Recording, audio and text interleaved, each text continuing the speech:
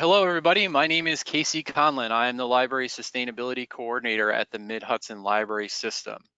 Today, we are here to talk about the third installment in our Reimagining Library Services series, where we look at exemplars in the field in the Mid-Hudson Library System and beyond, and try to find people who are doing good work despite the limitations of COVID-19, and sometimes doing even better work, and finding new ways to reach people.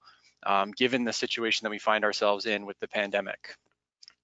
Today we're here to talk about tech tools for library service. So we're going to be looking at some tips and tricks and best practices that libraries have found to help them reach people and to continue doing the services that we've done before, and even, like I said, find new ways to do them or find ways to do them in better than they did before and reach new people. So today we've got a pretty good lineup of people. We've got a really great bunch here. We have Gina Laprinzo is coming to us from the Brewster Public Library, where she's the director. Chrissy Lawler is joining us from the Olive Free Library. Jackie Elmo comes to us from the Mountaintop Library, and Matt Pavlov is joining us from the Kinderhook Memorial Library. So they're going to talk about some of the really rad ways that they've found to actually connect with people more and to provide traditional library services. But before we jump into that, I wanted to talk about some of the basics that we can all do right now. So Google My Business is the first thing I wanted to talk about it. If you're not familiar with Google My Business, you likely have seen it. When you search for a business, or if you search for something and a business comes up, you can actually see the entry for that business on the right side of your Google search results. And so what Google does is they use a knowledge graph to pull in information about the business. And they do the same thing with your library.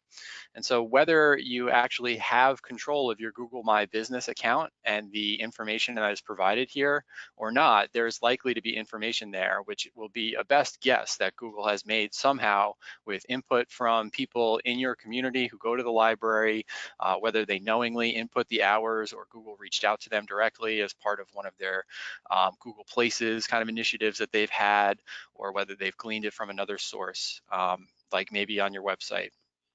But it's important to be able to provide the correct kind of information here. And so just looking at Poughkeepsie Public Library District's Google My Business info, and this is from back in July. You'll see they have the 4th of July up there. There's a lot of basic info that's here, and Google knows this is the top stuff that people are looking for when they're searching for a business. They want to know when it's open. They want to know the address. They want to know the phone number. But they've gone beyond that too to provide some more info as well that you can choose what actually shows up there. So you see PPLD has a description of services to talk about what they're actually doing. And Google has even rolled out in recognition of COVID-19 places where you can have special COVID messages and say, you know, how your services may be different than they would normally be, so that people know what to expect when they show up to your library. The other thing that's pretty interesting that you can do with the Google My Business is they actually have a little posts thing. So it's almost like a post on a social media site. It could be text, it can have an image as well, and you can actually provide a link to click through to something. And so that'll show up actually right underneath your map there. And so you can show people an image for an upcoming event, or you could show people a book list, and you can have people click through to actually get to put a hold on that book, or in the case of the event, you can have people click through to register for that event. You could also put up a note up there about signing up for an online library card, and you could have the link click through to where people could register for a library card online. So there's a lot of things that you can do with those posts. And the way you get into there is you'll actually see on here, there is a suggest and edit, or do you own this business? And so when you click that link, there's a couple of little hoops you can jump through to get access to this, so you can start making updates. There's a little bit of security behind it, because obviously you don't want just anybody updating any kind of information for any business, right? Sometimes they have a phone call, or they can write you a letter and they give you a code to actually verify that this is your business. But thinking about where patrons are starting to look for information about the library, and making sure that we have the best up-to-date information there so that they know what to expect and when we're actually going to be open. The other place that you want to provide similar updates of info is Facebook. So on your regular Facebook page, there is an area where you can actually provide some of the basic info that's similar to Google. And although it is a little bit of a hassle to have to keep it up in two places, we also have to recognize that this is where many people are going to be, and we're actually communicating with people on this platform. And so we want them to be able to find the information about our library and what we're providing easily. Here we're looking at the Hairman's Library up in Coxsackie, and they actually provide a lot of different information on their page. I thought it was pretty cool how much info they could provide here. I haven't had to do business info for a library in a while, but you see they actually talk about what kind of services are there. They have pickup and they have delivery, and they have their hours are up to date. The other thing you could do is if you see the send message, there's also a call now button that you can put up there if you want people to be able to call you immediately. A lot of these settings for the Facebook page can actually be found when you access the page. If you look for your page and you're an administrator or some kind of owner, Facebook is always changing stuff, so I don't want to say what the exact words are because they will probably change it tomorrow. If you use Facebook, you know that's how they kind of work. So at the bottom though, we have edit page info and settings, and that's where you can get into a lot of the control. And if you're anything like me, you'll probably enjoy it. You can go in there and you can see, is this the right, or ooh, what could I put here? And you can start to make sure that what is actually listed there reflects what's going on at your library. And then people will actually show up on time and know what to expect and how you can actually provide services to them and what services are available. You may have services that people don't know about, and you may be able to list them in some of these info sections. The other thing that you can do from the settings page is you can actually control some of these things that are at the top here. You see we have home, events, about, photos, and under more, there's a couple more things. So you can choose to some degree what like I'll call them menu items show up here in this little sub menu, and you can take things away or add things to some degree. If you don't do events, you probably don't want events there. Or if you don't list your events on Facebook, you probably don't want an events tab on your Facebook page. Likewise, if you don't do a lot with photos, you might not want that there. So maybe doing a little audit, maybe if you have somebody on staff who handles your social media or who really enjoys this sort of thing, maybe have them look around and make sure that what is listed on your Facebook page is up to date and reflects what's actually happening at the library. So you can choose to list events on Facebook or not. I know I've gone back and forth on that in my time at the library. It's just another place for people to see things, and people are there. So it's usually not a bad thing, but it is a little bit more work because it's not like there's any kind of, at least the last I checked, easy way to import a bunch of events at once. And so you have to list them likely on your events calendar, maybe on a community events calendar, and then list them on Facebook again. And so it's kind of a pain in the neck, I know.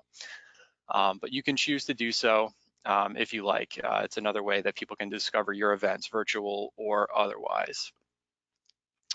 The other thing that I wanted to note too is to keep in mind, and this is just an oldie, right? This one is a throwback, but your events calendar. Remember to use your events calendar that shows up on your webpage. This is a primary place where you're going to have information about your events, I imagine, and you want people to know that they can see what's happening at the library there. I know a lot of our programming has gone virtual. Some of the programming is actual recordings, but if you can find a way to get those onto the events calendar, I think that would really help people find your events and know what's going on. I was looking at some events calendar when we were doing the research for this webinar here, and I think I saw a virtual tumbleweed, and it just kind of like rolled right through from Sunday to Saturday on a couple of the calendars because there was nothing listed there. Your Board of Trustees meetings, of course, should be up there, and any other events. Like I said, if you're doing a recording, maybe the day that it's released, or you pick a day that it comes out if it's a virtual story time, and you can list that on your events calendar, and that's another way for people to find it and to view it. You can share a link inside the calendar listing as you would maybe a registration link. All right, so the other thing, I'm gonna put on my mom hat for a minute and just remind everybody, sort of like you gotta clean your room, right, and make your bed. Make sure your website is up to date. Look around at your website and make sure the hours are up to date. The hours might be listed in a couple of different places. They might be in the footer on your website. They might be on a special hours page. They might be on other pages on the site. And likewise, any services. If there's services that aren't going on right now, try to make a note of that. Try to make sure that people actually know when they visit your website what's going on. One of the themes that I think we'll see today a little bit later is that we're actually getting more of our information online and more of our services online so that they can be accessed online. And I think that suits what a lot of us as consumers, as people who are interacting with businesses and libraries actually want to be doing. I know, and probably a lot of people out there can sympathize with me. You spend an inordinate amount of time, maybe a half hour, trying to find something on a town's website or on some business's website.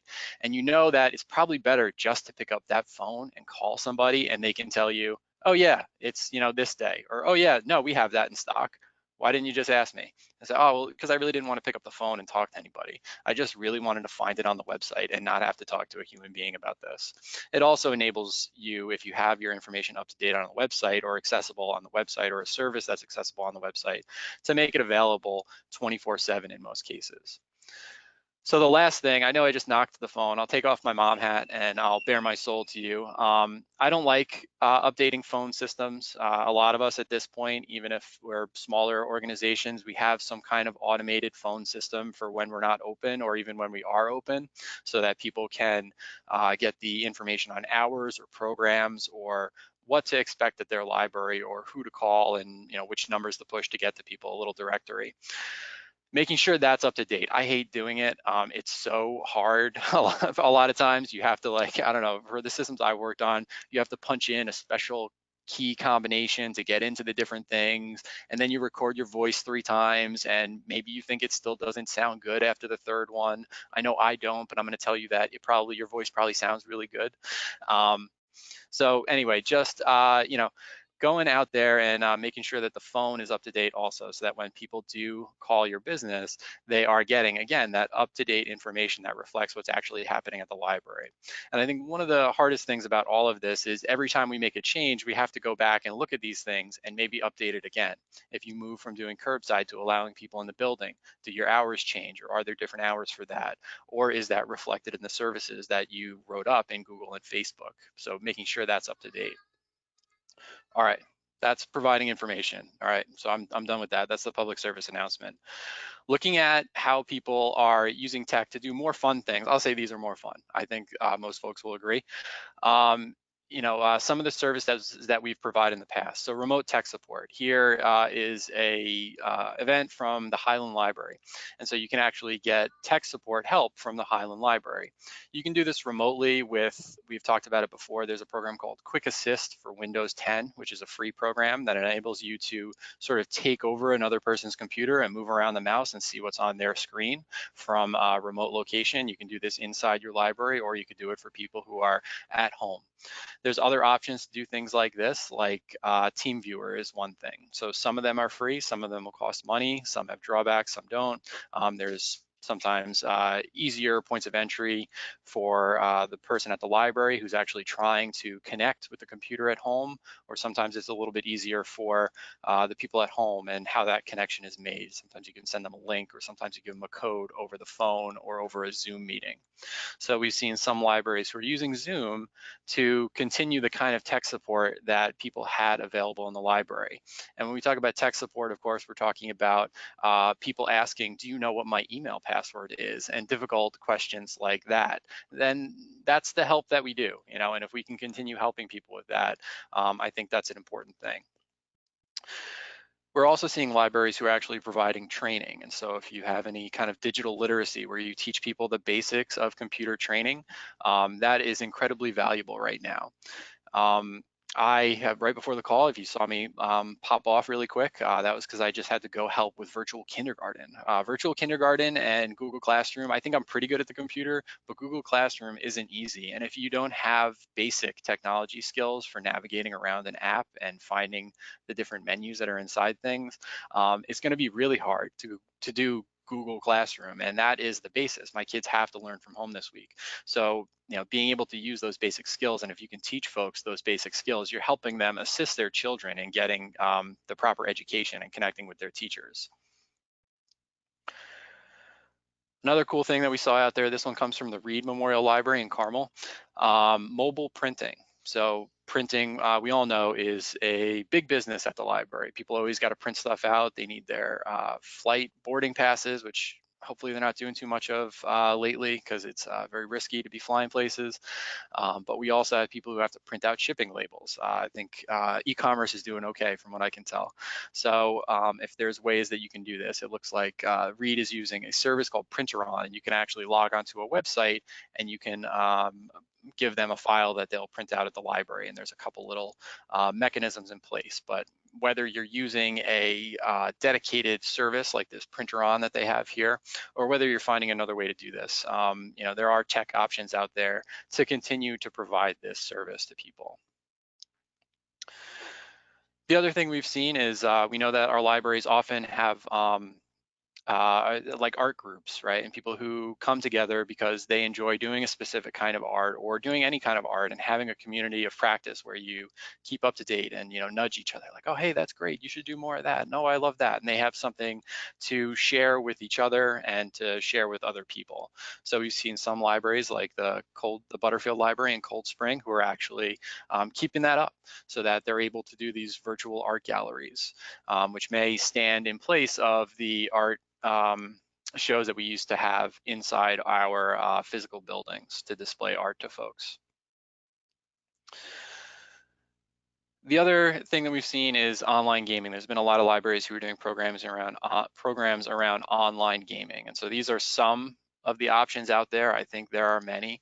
And a little bit later, maybe we'll hear about some more that I've missed here, but Kahoot is something that a lot of people have used for different kind of like quiz games or trivia. I know that some libraries have used it for that. Steam is actually a platform which is provides access to a lot of different games, but you can bring other people in to play the games that you have on Steam. So that's like a whole infrastructure for that. Discord is a communication platform, but it also is used for a lot of virtual Dungeons and Dragons and tabletop games, as we reviewed in our previous webinar about innovative programs. Zoom, of course, I think we all know Zoom, right? It's a basic video conference kind of thing like we're doing here with GoToWebinar or GoToMeeting. And Jackbox, likewise, is sort of like Steam that has their own kind of built-in games, and you can invite folks to come and play those games. And so the library could purchase a game, and then they could invite people to come and play those games. So those are some of the basic things that we've seen going on out in the world. But I wanted to talk to Gina Laprinzo because I was looking at the Brewster Library site, and I was really excited to see that they actually had a chat reference right on their website. And I thought that was a really cool feature, and I had to know how Gina did that and how it was doing. So Gina, if you're on the line here, would you be able to tell us why you decided to put the chat reference in place and how people can use it? Hi, Casey. Yeah, Hey. sure. I will do that. So when we closed our doors in March, I wanted a way for patrons to be able to contact us, quickly and easily. We have a construction project going on, so we actually couldn't even have staff in the building lots of times even to answer the phones. So before we even set up a Google Voice account, which I realized later, I had a long message on our phone. Like you said, we updated our phone at the library saying, this is how to get in touch with us. But these are the services that we have, and this is when we're going to be open for contactless pickup and things like that. But the phone message was so long that I found a lot of people were just like hanging up halfway through because we weren't getting a lot of messages and things like that. Okay. So I wanted to institute a chat reference. I thought that would be cool. It was something that staff could monitor from home. And so the first thing I did, of course, was email Mid-Hudson Tech Support for some advice, and they did give me a couple of options.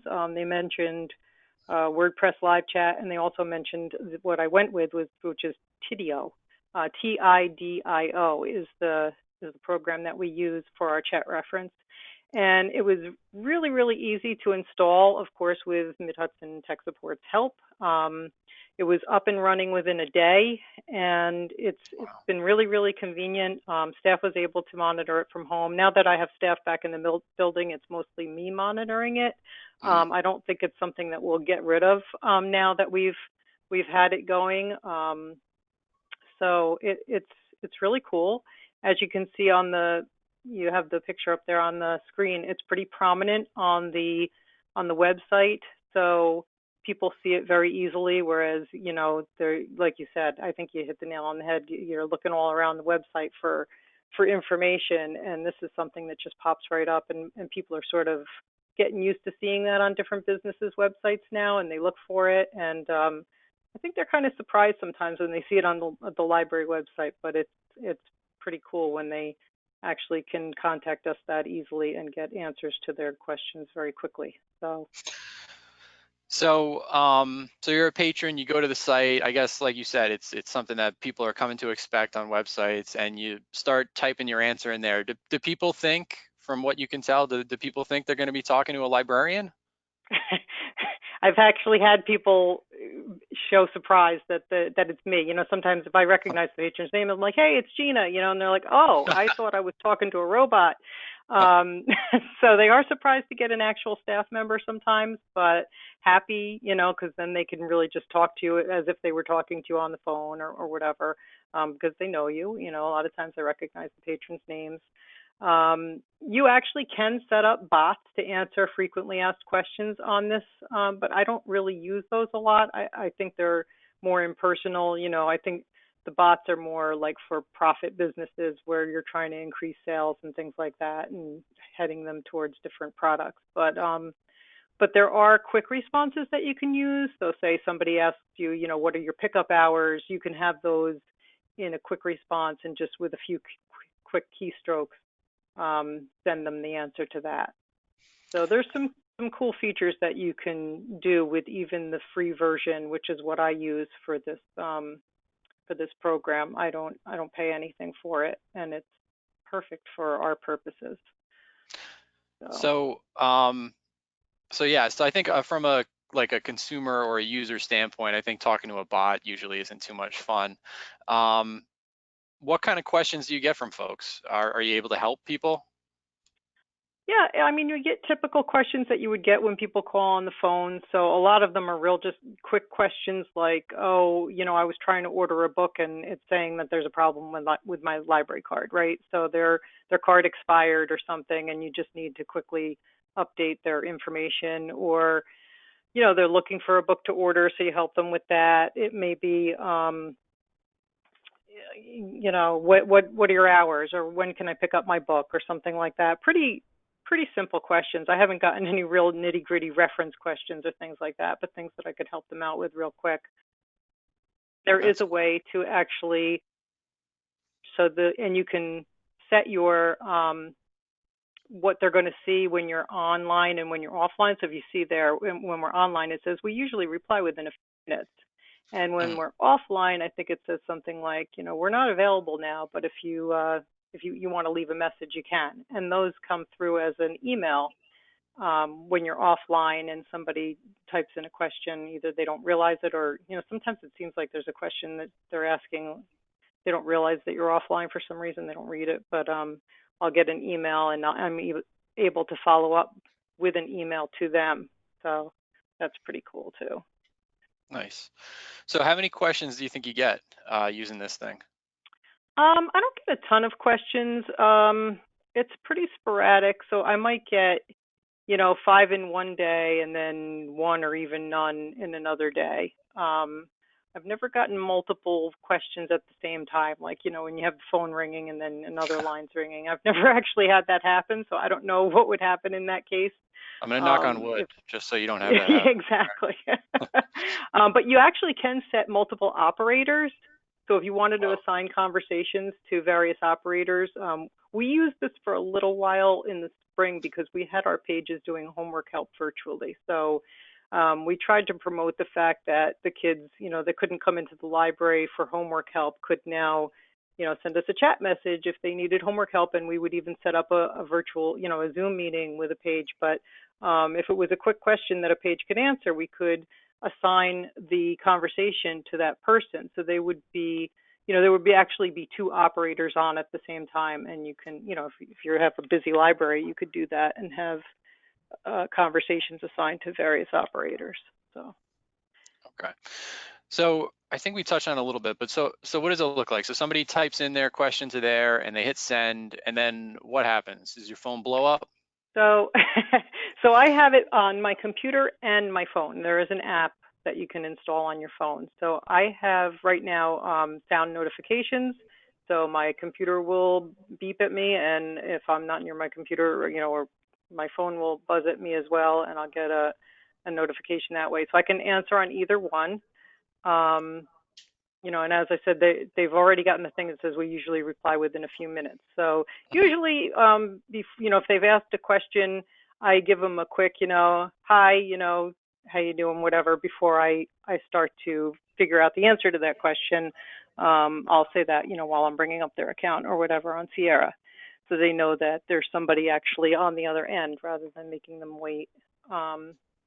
So yeah, I can either answer on the phone or I can type on the computer, either one. And as I'm doing one or the other, it comes up on both because I've been in front of both at the same time. So yeah, that's pretty convenient. Also on the phone, there's an easy way to toggle that you're offline in the settings. So if you have to run away from your computer for a minute and then you're not really available and you don't want to be interrupted for some reason, you can just quickly go to the settings and toggle it to offline, and then you'll have the thing pop up on the website that says we're not available right now. Okay.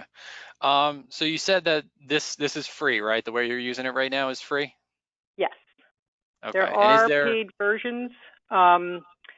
From what I can see, it seems like most of the paid features are more, like I said, for profit organizations. I don't think there's really anything that we would want to pay extra for. The thing that they sort of tend to push on me, not that it's pushy or anything, but what I've noticed that it'll say upgrade to see what the person is typing. Right when they're typing their message, you'll see like the first 3 words or something, and then a lot of ellipses, to show that they're still typing, and it'll say person is typing.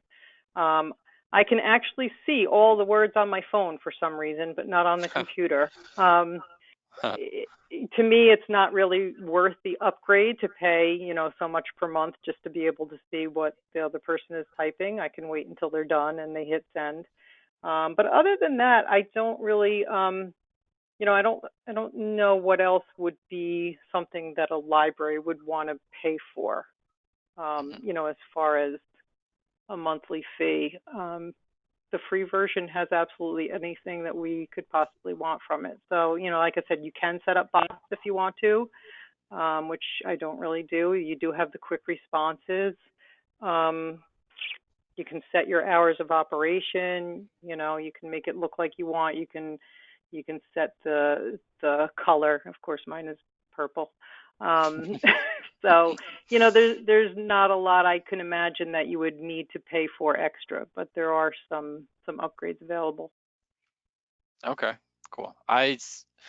Honestly, when I was talking to you, Gina, and you were describing this, I was like, oh, this is cool. And then when you said it was free, I was blown away. I was like, are you kidding me? Yeah.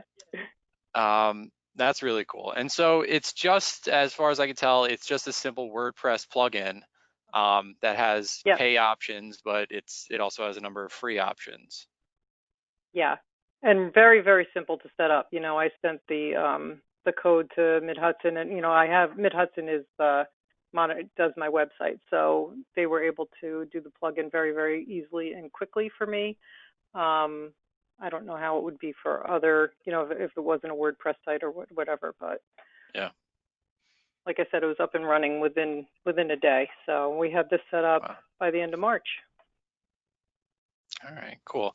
And so do you have any other kind of patron reactions that you noticed, or do people think this is cool? Do they not care? Or are they just kind of like, just tell me what I want to know, I'm out of here? Yeah, I've definitely gotten some positive feedback. I think they're very surprised to see it. And when they do, they're happy. Like you said, I'm like you. I don't really want to pick up the phone and talk to somebody necessarily, especially if it's something quick that I can even be multitasking and doing something else while, I get an answer to my question. I might be checking my email and be typing a question to the library at the same time. So I think people appreciate that. I think more and more people are, used to being able to do that and want to be able to do that. So like I said, I don't think it's something we'll eliminate in the future, even when we go back to the library full time. It'll just be a matter of, the logistics of monitoring it within the library. Because like I said, I do get sound notifications. So, whether I'm going to have somebody just sitting in front of a computer monitoring chat, I don't know. But we'll figure that out as we go along. But right now, working from home, it's perfect.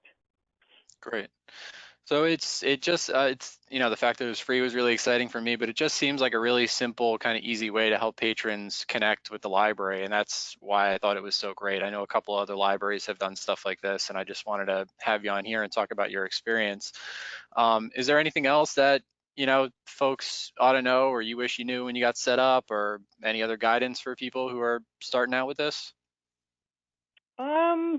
I think I'm looking through my notes. I think we touched on pretty much everything that I wanted to talk about. But I'm available by email if anybody has any questions about this or wants to chat with me. They can just put it in the chat box and I'll answer. All right, cool. So I did see one question. It says, does it have to be a WordPress site? And I think as far as we know, this is a WordPress plugin. So there may be I other. don't know that that's true because when Mid Okay. Hudson gave me the options, there was a WordPress live chat that they mentioned, and then they mentioned this one. So I don't think it necessarily has to be a WordPress site. It was just like I said, mine is because it's the Mid Hudson site, and they were able to integrate it easily. But I don't think it necessarily specifies it has to be WordPress.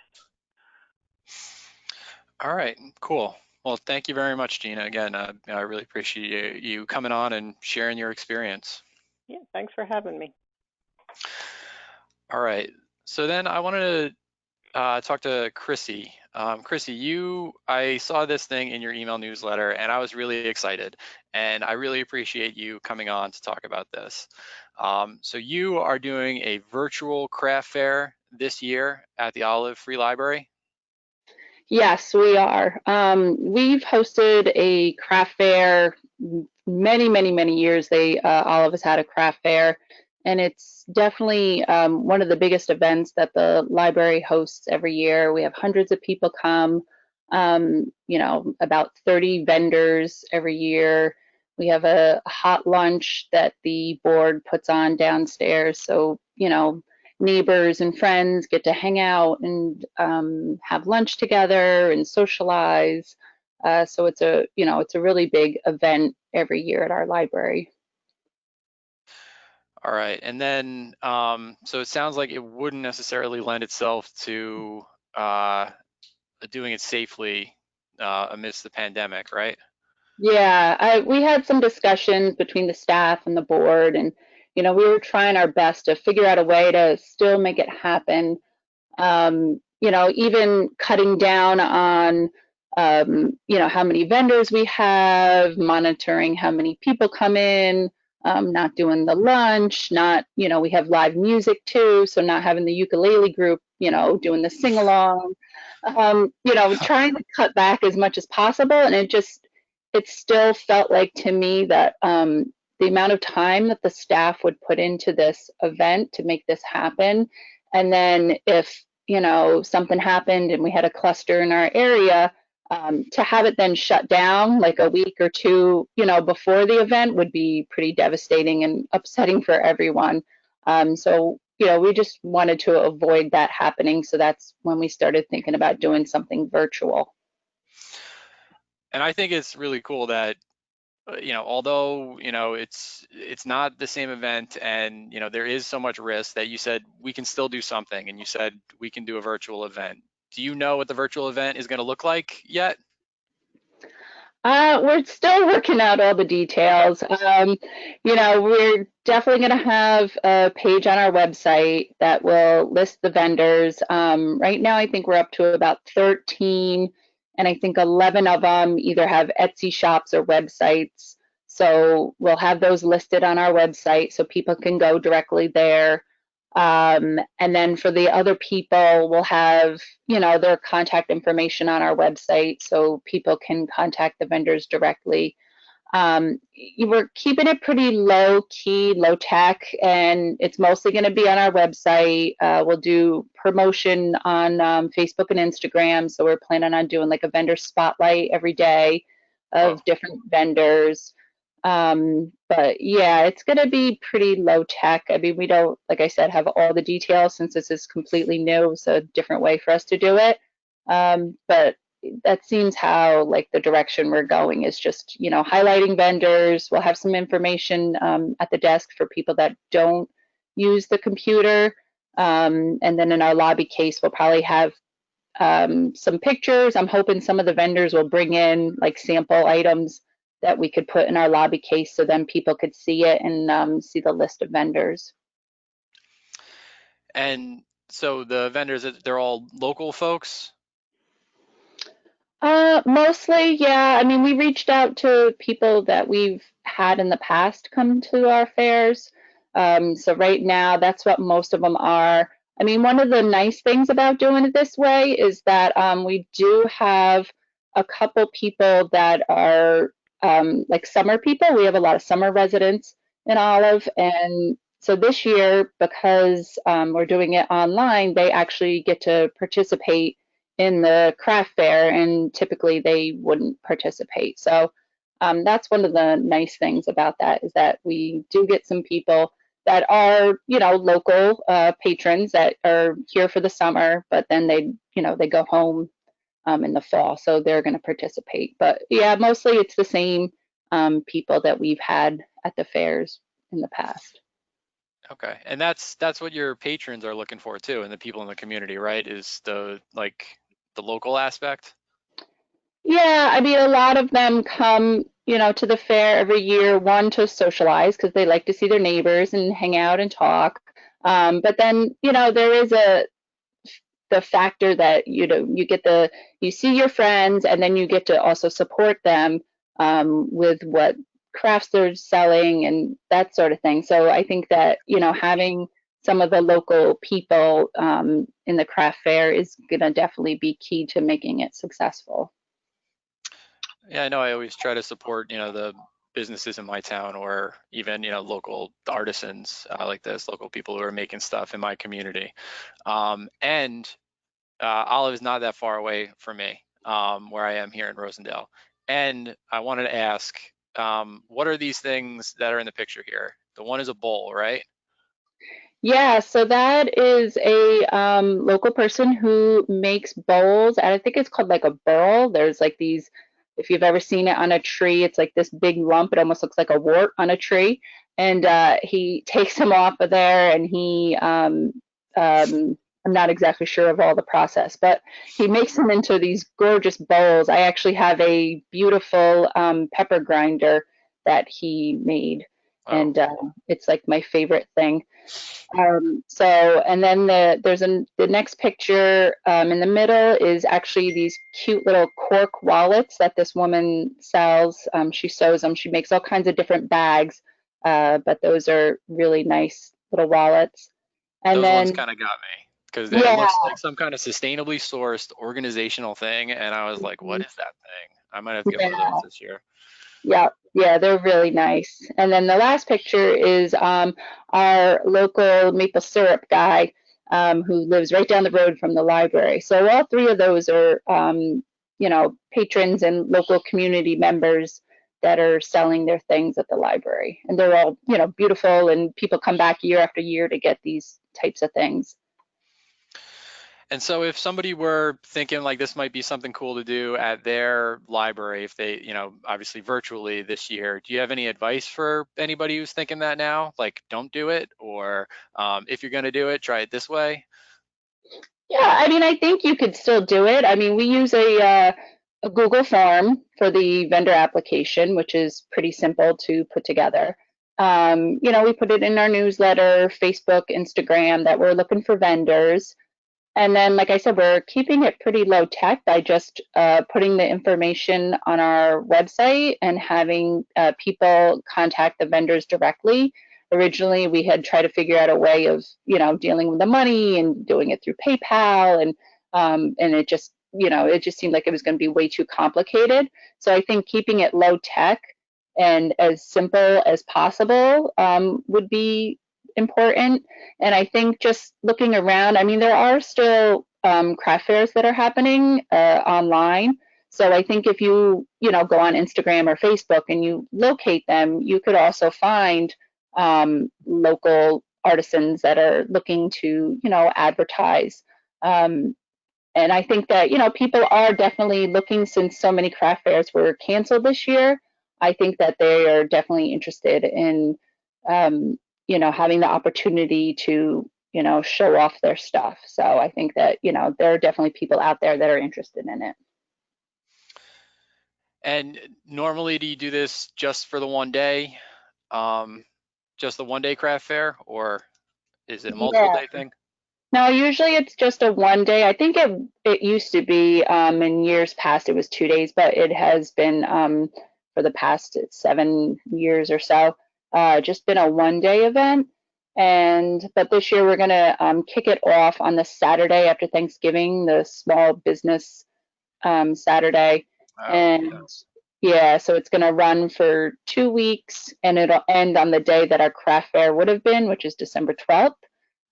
So that way we just give people a bit more time, because there's some craft fairs and markets that they have, like, it's a one-day event and it's live on Facebook, and there's like all this like selling on Facebook and stuff. So we didn't really want to do it. We wanted to make it like a little bit more relaxed and give people time to shop and just not make it this like rushed one day event type of thing. So we're giving them like 2 weeks to sell.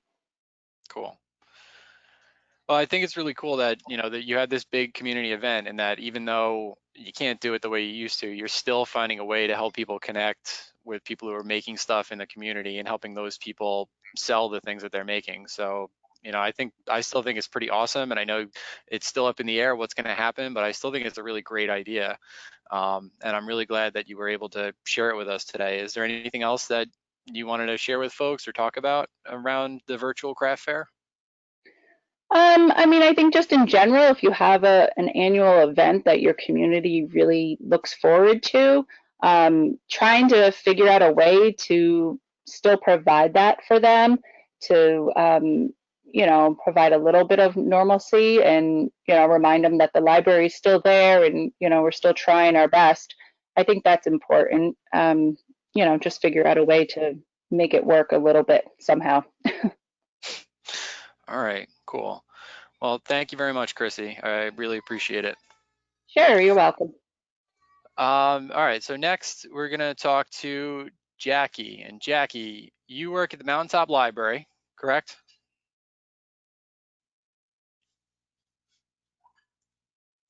I'm gonna unmute you, Jackie. Oh, can I? Can you unmute, Jackie? Sorry.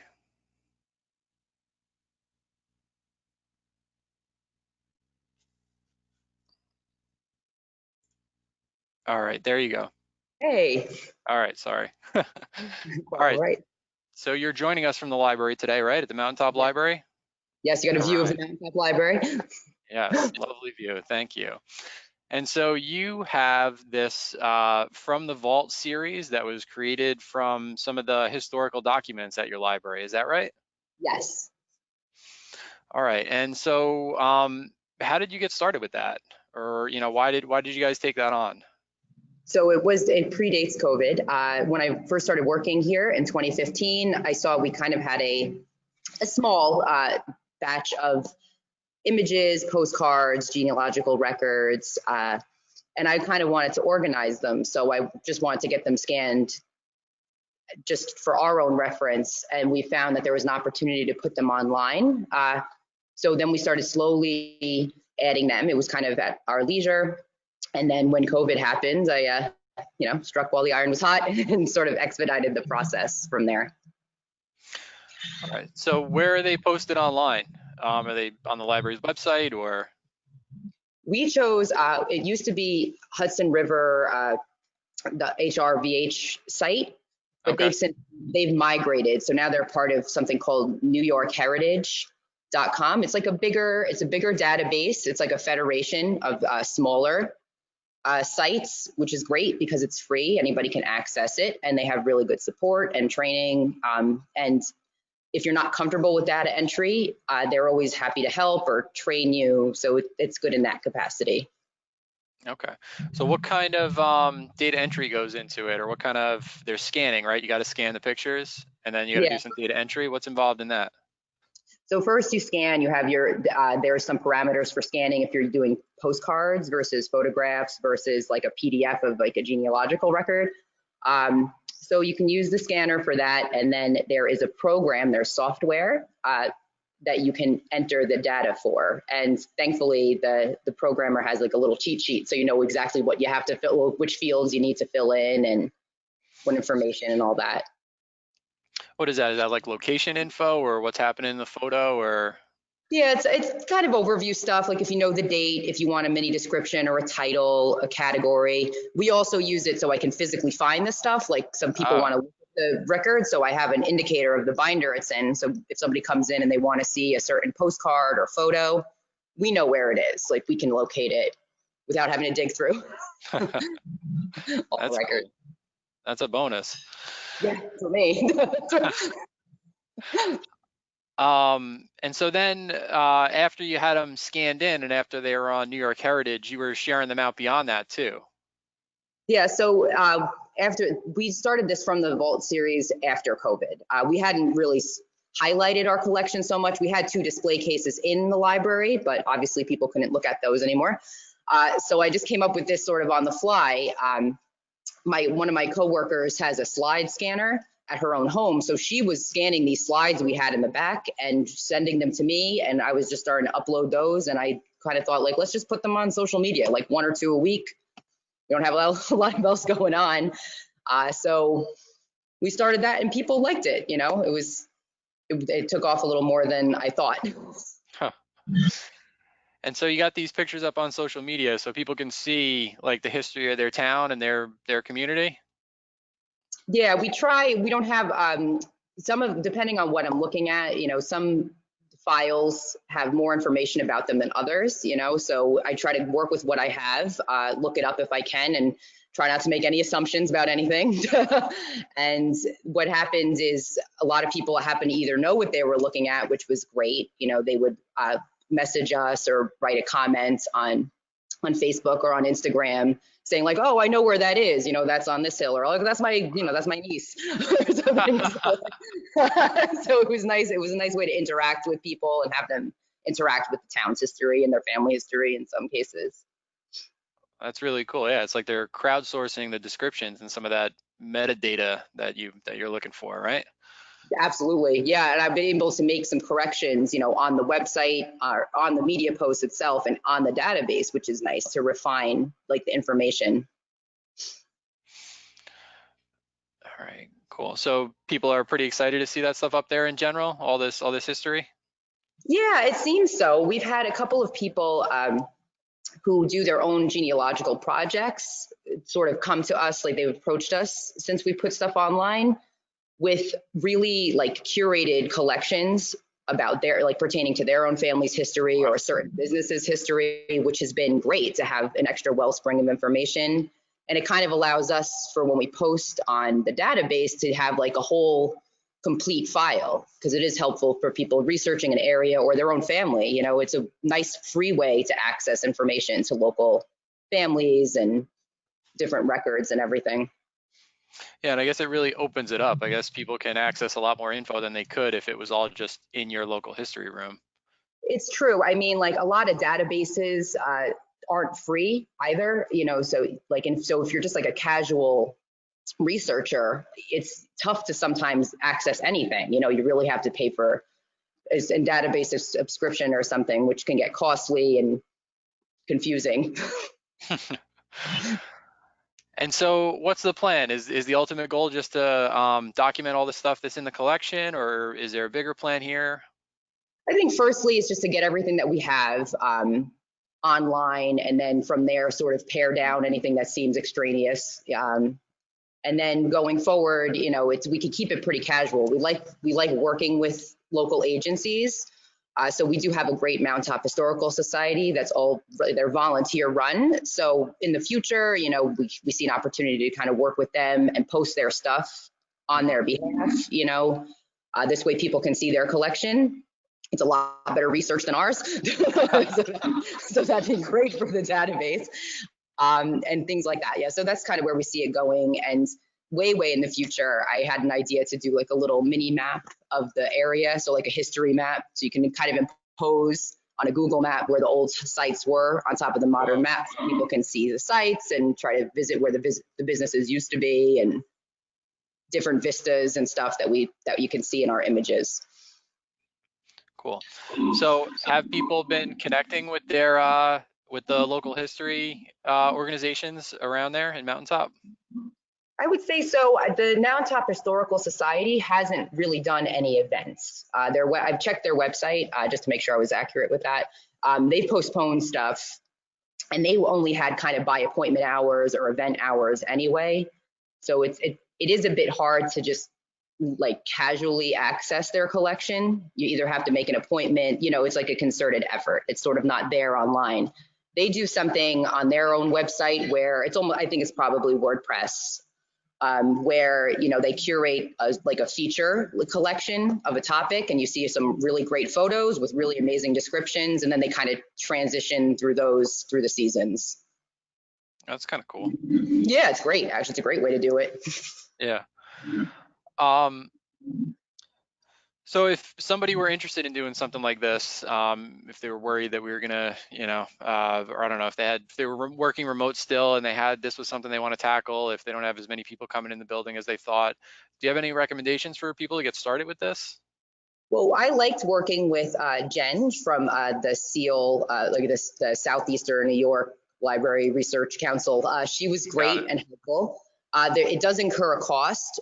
We joined as a Greene County Library Association, so that's how we decided to do it. But I think WordPress would also work, and it's free, and you can kind of just, if you don't have a big collection, you could just focus on one thing a month or one subject a month. But you definitely do need a scanner. You can't just taking pictures of pictures. It isn't going to cut it. So I think you just really need that. And if you do decide to do the big database, definitely work with Jen. So, so you have a CNELARC membership through Greene County, is that right? Yeah. Okay, cool. And so then, what kind of help did you get from Jen? After the pandemic, was that your first contact with Jen at CNELARC, or had you been working with her before? We started working with Jen, I believe, around 2016. And she came up. She actually made a site visit with a scanner, and she just showed me everything, how to enter and like what the fields were. And I haven't seen her for some time. And then she still provides, like, you can do printouts of sample data sheets, so you know what you have to fill out and what should go in there, things like default settings for your scanner. So if you are going to learn now and you don't have a lot of experience coding, Jen is so prepared to do that. Even before COVID, she was ready for COVID. So she'll have everything in a binder already, ready to send you. All right, cool. All right, so I thought this was really cool. I thought it was really cool to show off some of the history. You sent me a couple of pictures here. These are from the Vault series. What's this first one? Among the Catskills. What's that one? So the first one, this was a postcard series by Samuel E. Rusk, who was a printing services up here, but he's also a direct descendant of Samuel Haynes, who settled Haynes Falls and Tannersville. Like, he was the first deed owner. Oh. And he opened a couple of businesses. He opened the first theater here in Tannersville. He opened 2 different inns, and he had a shop, and he had this printing business. So he did a lot of the postcards around like the late 19th century, early 20th century. So that's what this is from. And we use this for celebrate the Catskills, the 4th of July celebration that we did, the virtual celebration that we did with the Catskill tourism. It looks cool. So that's, you would send that to somebody and be like, hey, I'm in the Catskills. Here's the postcard. Wish You you were can't here. There's room on the blanket. Yeah, that one, yeah, that one's kind of funny. What about the Alligator Rock one? What is that one? What's the story behind that one? Oh, Alligator Rock is great. It's around North South Lake. If you take the loop around the lake, Oh yeah, people I know take that. pictures of that spot all the time. And I just like this picture because this has always been popular. People are still hanging out. They want their pictures there. Huh. The rock transcends time. Rocks have a way of doing that, I guess. Right? All right, and then a more recent one. We got a chipmunk at the library. Yeah, so I found this one in our photo file cabinet. It was a giant photo, and they used it for a press release in 1962, and the library, when it was at its former location, I guess had this chipmunk visitor that they named Gypsy. So they Huh. wrote a whole write up about him, and they got some photos of him, snooping around and reading up. Oh, that's pretty cool. I like that one a lot. Um, all right, so I think this is a really cool way, especially given that, everything was locked down and people weren't actually able to access the local history collection, even if they wanted to. I think it's a really cool way to get it out there and make it Yeah. available to people, and then pretty permanently too, because Facebook doesn't have a great kind of archive feature. I don't know if anybody's ever tried to search for something on Facebook, but that's not really their thing. But putting it on New York Heritage, right? Yeah. That's part of all that metadata, is making it discoverable for folks. And folks who are in town, folks who, are, maybe lived in town or have an interest in town and moved away. So I think it's a really cool thing that you managed to do, to bring this collection out, among, again, a tough situation with the pandemic and COVID-19. Is there anything else that you wanted to share about this, or any, advice you have for folks? I say, but I think even if you don't have like a big collection of photographs or anything like that, you probably have some interesting historical stuff that's ended up in your library. So it is nice. People are interested in what you have there. We're not museums or anything like that, but I think we have like almost like a function. We can kind of bring forth some things that sort of disappeared. So I would say just go for it. Find some way to show it off. People like it. Yeah, cool. All right, cool. Well, thank you very much, Jackie. I appreciate it. Thank you. All right, so then last but not least, I wanted to talk to Matt. Matt, are you still there? Yes, I am. Can you hear me? All right, holding on till the end. Yes, I can hear you, Matt. So Matt, the thing that I was hoping that you could tell us about today, and we have the slide up, so don't bail on me now. But on the Kinderhook website, front and center, there's this book selections form, and I wondered if you can tell us about how this idea came about, and how patrons use it at the Kinderhook Library. Sure, yeah. Well, it was our director's idea. When COVID first struck, when we first started opening again, we noticed that we got a lot of requests for parents who missed browsing the children's room with their kids, obviously. And they knew they wanted books. They knew they wanted a lot of books for their kids, but they didn't know what, because parents usually go in and they'll pull 5 or 10 picture books, but they don't go in knowing exactly what they want. So our director had the idea to come up with this very easy to fill out form where parents could just let us know, hey, I have a second grader who's really into dragons and dinosaurs, and can you get me 5 or 6 books on that topic for them? And it worked really well. We had a lot of people who were really interested in, like I said, they didn't know what they wanted, they just knew they wanted some stuff, and it made it really easy for them. So I think this is another great technological leap that you've managed to make in a pretty simple way. I know that I'll go to Lowe's because I need some kind of plumbing fitting, but I'm too embarrassed to admit that I don't know what all the plumbing fittings are, and so I won't ask. And so I'll spend an extra half hour or maybe 2 hours or maybe an extra trip back to Lowe's when I buy the wrong thing, rather Mhm. than humble myself and say, hey, can you help me find a 3/4 inch to 1/2 inch sweat fitting, right? But this is something that is totally available to the library in the before times, right? But we don't have people who come up and say, hey, can you help me find the book? I feel like this really kind of puts that in front of them, makes it a little bit easier. Right. Well, it was also really nice because when we didn't have solid or steady hours, people could fill this out, whenever they wanted. If they you know, regardless of when we were open, and we can get to them very quickly. So. All right, so what kind of questions are on this form? What kind of questions do you ask people to see what kind of books they want for their kids? So it's pretty standard reader's advisory. First, we need just information to contact them. So we have like their parents' name, the phone number, the child's name and age. We ask what grade they're going into. We ask what was the last book that their child read and enjoyed, because that sort of helps us with, you know, give us a starting point. You know, if somebody's really into Diary of a Wimpy Kid, then we know, oh, he likes these, you know, sort of graphic novel type things. What are some subjects or genres that the child's interested in? And then how many books they'd like. We actually expected people would be like, we want 15 books at a time, but really people are very conservative. They're like, oh, 2 or 3. So I'll give them 4 or 5 and then, you know, call it a day. And then we also had the last question is for any other considerations. So we wanted to be sensitive to the fact that some kids, even if they're in 4th grade, might not be reading at a 4th grade reading level, or, you know, the opposite, they might be kindergartners who are reading at a 3rd grade level or something. Maybe, you know, they definitely don't want books on princesses or something like that. So we just, you know, we really let the parents help guide us to what they're looking for when it comes to pulling books for their children. And how's it going from the patron standpoint? Do they like this? Do you have people using it? Yeah, it's not been, it was really popular when we first launched it. It sort of petered out a little bit now that we're open. We have appointments for browsing so people can come in. We're also more available through Facebook chat, so they can send us a message and let us know instead of using this form.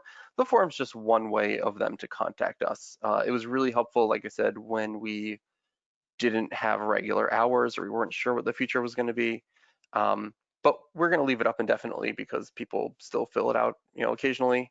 And they do like that it's there. Like I said, if it's 11 o'clock at night and you realize that you've been through all your library books, and you can fill it out and have them the next day. That's cool. I like that. And yeah, it doesn't really hurt to leave it up, I guess. Yeah, Right? no, I mean, it's super easy. It was super easy to make and to keep track of who's, you know, how often it gets filled out, how, you know, how quickly they need books by. And so then what's the workflow like for staff? If I go on and I fill this out, what happens then? So once the form is filled out, we actually installed a plugin that notifies, it notifies me because I made the form, notifies me that there is a new request on the website. Our librarians, the other librarians are very good at checking it pretty regularly, but if I notice that there's a new form, I'll just send a message saying, hey, so-and-so is looking for this book. Can you maybe have it for them by this afternoon? And we actually, thanks to you, Casey, have a new plugin that can notify more people about, instead of just me being the point of contact, which is very helpful. Cool. Happy to Um, help. but it's the form is sort of geared in a way where it doesn't just have to be the children's librarian, Mandy, who does this, who does the reader's advisory. You know, any librarian on staff could, in theory, pull out some great books for the family because we have these guidelines, the questions that we ask. It makes it really easy for us to, you know, oh, I don't really know children's literature that well, but I can definitely find some books on holidays or whatever the family might be looking for. Okay. And so you said, I think you mentioned, is this a Google form? It looks like a Google form. It Is that is how a you set Google this up? form. Yep, super Okay. easy to, all you need is a Google account if you haven't made Google Forms before. We didn't want to make it complicated for us. We didn't want to make it complicated for the patrons. So. Okay. And then it feeds into, it looks like this is a spreadsheet where you track what people are asking for. Right. So in the Google Forms, on the Google Forms website, it gives you the option to export the results as a spreadsheet. So what we did was we put that in a shared file amongst the staff where anybody could access it to see what's going on. So you can see there's some yellow highlights. That just means that somebody has gotten to the book selection at that point, and it's all taken care of. Okay. So you keep track of all the requests back there, and whoever can goes and pulls the books, and then they say, highlight this, it's done, right? Yep, and we said on the forum, you know, give us a few days to pull your collection together. We usually do it by the next day, and then they love us because we do it so quickly. So it works out pretty well. All right, cool. So that it's again, I love the fact that you're giving people another way to access the library through this, and it's not a lot of extra work. It's really only work when you need to do it, as soon as somebody fills it out, and that it can be done pretty much for free. I don't know if there's any real cost that would be associated besides the time invested in it for setting up Google Form and then keeping track of that. Yeah, no, I mean, it was super, it was free. It's easy to manage. We set it up once. The form took maybe 10 minutes to make. And if anybody would like a copy of the template, I can make a shareable version and send it to anybody. If you send me an email, I can get that for you. Oh, nice. That's very nice. It's easy to make yourself, but I already did the work, so might as well share it. So Cool. Well, thank you very much for that. yeah, no problem. So yeah, so I think this is a really cool feature. Is there anything else, any other advice that you have for people if they wanted to set one of these up, or any other experiences that you've had with this that you would warn people about, or? Um, Nothing that I'd warn you against. It's very easy to set up. I didn't mention the Google form gives you an embed code if you do your own website management. We use a WordPress website. We can sort of see the HTML on the website page, so we were able to just pop in the code and have it appear on the website. But I believe that's something Mid Hudson would help with, and it's very easy. You know, Yeah, it's designed to be easily shared. So MidHudson could add it as an embed code at your request after you make the form and get the code. And you could also probably link to the form as well to have people fill out the form right on Google Forms, right? You could, yeah. So then you don't have to worry about putting it directly on your website. You could just make a post that says, "Hey, check out this thing," and then it takes them to another website. Yeah. All right, cool. Well, I want to say thank you, Matt, for taking the time to come out today. I know you have a small baby that you're looking after today too, in addition Yeah, to he's helping us actually here. been very well behaved for this webinar. So Okay, well, don't jinx it, okay? You want no. him to stay behaved for the rest of the day or as long as possible.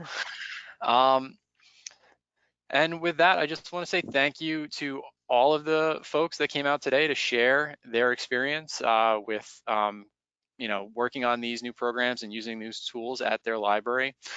All the folks who have talked today have very graciously, as Matt just illustrated too, agreed to share their experience. If you want to reach out to them directly, this is their contact information, this is their email address, and you can ask them, hey, I ran into this, or, I was thinking of doing it this way. What do you think? And, if there's something we didn't touch on today, I think they'd be happy to help. These are good folks. I just want to do a little plug quick for our last Reimagining Library Services webinar, which will be dealing with the digital divide, where we'll talk about internet connectivity and helping people access and use the internet in the community in different ways we can address that, given COVID and the everyday situations that we have with the digital divide. And so if we have any questions, I see some thank yous coming in, which are super appreciated. There was one question about Microsoft Quick Assist and whether both computers have to have Windows 10. And I'm going to say that I don't know that right now. If somebody has an answer, do both computers have to have Quick Assist for you to provide remote support to somebody on the other end? And Dawn is saying yes. So thank you very much, Dawn. So, and that should be helpful to your question. The other thing that I want to say is if you're doing anything cool and we didn't feature it here today and you want to share it in the chat, I'd be more than happy to hear it. I'm always down to hear, especially tech things. Those are really fun to me. I really like playing around with technology and plugins. That's something that I enjoy. So if you have anything like that you wanted to share, I'd love to hear about it. We'll stick around for a couple more minutes and see if there are any questions that come in for our panelists. But again, a big thank you to our panelists and a big thank you to our libraries who came here today and our library staff and the folks who are doing this work out there and finding new ways to actually help people. Julie Delisle has shared that her virtual cookbook club is doing really well. So that's pretty cool. So if you want to check out a cookbook club that works virtually, you can check out the Chatham Library. I think I see some posts on that on Facebook sometimes, Julie. Am I right?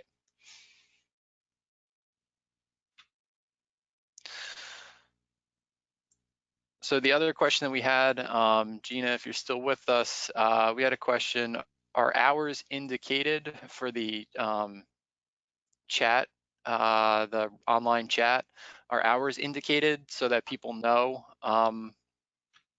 whether they whether they should chat or not, I guess? No, I think it just says, either we're online or offline. I have the hours listed on my website homepage. So under our contact us, it'll say by chat, and then I'll list the hours for each day. Okay. I guess you could potentially list those hours in the kind of away message that it has there. You can say, Sure. we're not available now, 9 to 10 or 9 to 12, whatever. Yeah, absolutely. Okay. All right, so that, again, unless anybody has anything to share or any questions, then that's sort of everything that we had today. And again, I appreciate everybody coming out and all of our panelists sharing their experience. Thank you to everybody.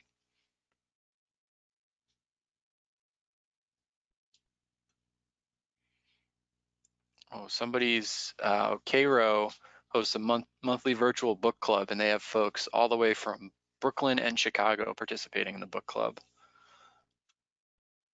That's pretty good reach.